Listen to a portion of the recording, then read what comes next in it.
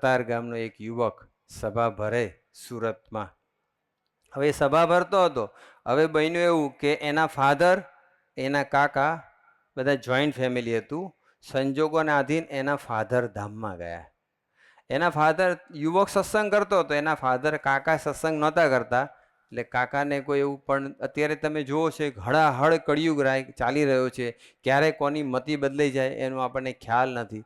અને કંઈક બન્યું જ પણ એવું કે એના કાકાની મતિ બદલાઈ ગઈ. એટલે જેટલી બી પ્રોપર્ટી હતી બે ભાઈઓ વચ્ચેની ભેગી, એ બધી કાકાએ એમના નામે કરાવી દીધી. હવે આ છોકરાએ ફાધર બી ગુમાવ્યા, પ્રોપર્ટી ગુમાવી. આ કળિયુગ છે. હવે કરવું શું? એટલે એ છોકરો સ્ટ્રેસમાં આવી ગયો, ટેન્શનમાં આવી ગયો. હવે આમાં કોણ મદદરૂપ થઈ શકે? પણ સંજોગોના આધીન એ દીકરો સત્સંગમાં આવતો હતો. સુરતનો દીકરો, એટલે સર્વમંગલ સ્વામીને બધી વાત કરે છે કે સ્વામી, મારે આવો પ્રશ્ન, ફાધર બી ગયા અને બધી સંપત્તિ બી ગઈ, હવે હું એકલો થઈ ગયો, હું કેવી રીતે સર્વાઈવ કરીશ? ત્યારે સર્વમંગલ સ્વામી કે કોઈ ચિંતા નહીં કરતા, આપણે ગુરુહરિ સ્વામીજીના આશીર્વાદ લઈએ. હરિધામ આવે છે, ગુરુહરિ સ્વામીજીની પાસે લઈ જાય છે. સર્વમંગલ સ્વામી આખી મેટર સમજાવે છે કે આ દીકરો છે અને કતાર ગામમાં રહે છે, એના ફાધર ધામમાં ગયા, કાકાએ બધી પ્રોપર્ટી પચાવી પડી છે, અત્યારે ખૂબ ટેન્શનમાં છે, આપ કંઈક કૃપા કરો.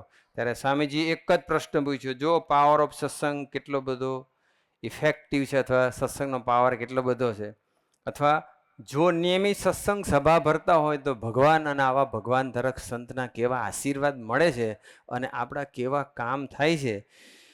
તો એ દીકરો જેની વાત સર્વમ સ્વામી બધી કરીને, ત્યારે સ્વામીજી એક જ પ્રશ્ન પૂછ્યો, સભા ભરે છે? ત્યારે સર્વમ સ્વામી કીધું કે હા સ્વામી, અઠવાડિક સભા નિયમિત ભરે. સ્વામી કે જાઓ કે તારી બધી પ્રોપર્ટી એક જ અઠવાડિયામાં પાછી આવી જશે.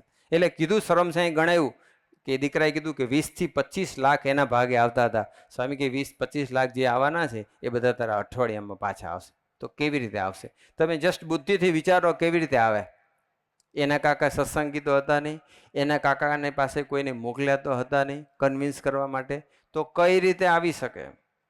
પણ સત્સંગ સભા ભરતે ને એની ઉપર ભગવાનના આશીર્વાદ અખંડ હોય. હરિપ્રસાદ સ્વામી કહેતા કે અઠવાડિક સભા નિયમિત ભરે એની સંપૂર્ણ જવાબદારી ભગવાન સ્વામિનારાયણ લઈ લેશે. આ હરિપ્રસાદ સ્વામીજીના આશીર્વાદ છે. તો એ વસ્તુ સ્વામીજી ખાલી બોલતા નહોતા ને એને આશીર્વાદ આપ્યા. અને બન્યું એવું કે એને સભાના પ્રતાપે અને સ્વામીજીના આશીર્વાદના ફળ સ્વરૂપે એના કાકાના માઇન્ડના વિચારો ચેન્જ થવા માંડ્યા. એના કાકાને થયું કે મારો ભાઈ તો, મોટા ભાઈ જતા રહ્યા, હવે એનો છોકરાને મેં આવું કર્યું તો એ તો મારી અનીતિ કહેવાય, આ તો પાપ કહેવાય, ભગવાન મને માફ ન કરે, મારે આવું ન કરાય. એના ભત્રીજાને બોલાવીને કહી દીધું કે તું ચિંતા ના કરીશ, તારા ભાગે જે 20-25 લાખ આવવાના છે ને હું તને આપી દઉં છું. એક અઠવાડિયાની અંદર એના 25 લાખ પાછા આવી ગયા.